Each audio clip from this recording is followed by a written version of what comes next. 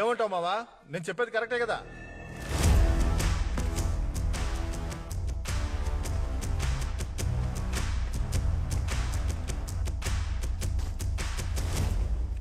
ఇక మీదట రేపటి నుంచి గ్రౌండ్ లోకి దిగి ఒక అటెన్షన్ కూడా చేయకూడదు. మన స్క్వాడ్ ని ఆపి ఒక అటెన్షన్ ఇచ్చినా కూడా మన బలమేంటి బలహీనత ఏంటి అని విడివిడిగా చెప్తారు.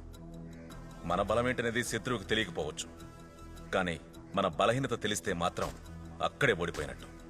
పరేడ్లో ఈశ్వరమూర్తి బలమేంటంటే తన మీద ఎవరూ గెలవలేరనే నమ్మకమే. ఆ నమ్మకాన్ని వమ్ము చేయకుండా ఈశ్వరమూర్తిని ఓడించలేము. ఆయన నమ్మకమే ఆ స్క్వాడ్ నమ్మకం కూడా. ఈ పాటికి మనమంటే ఈశ్వరమూర్తికి ఒక చిన్న భయం ఏర్పడి ఉంటుంది. ఆ చిన్న భయంతోటే మనమేంటో తనకు నిరూపించాలి. ఏమావా, అతనెలా మావా మనల్ని చూసి భయపడతాడు? నేను చెప్పినట్టుగా రేపటి నుంచి మీరందరూ చేయండి.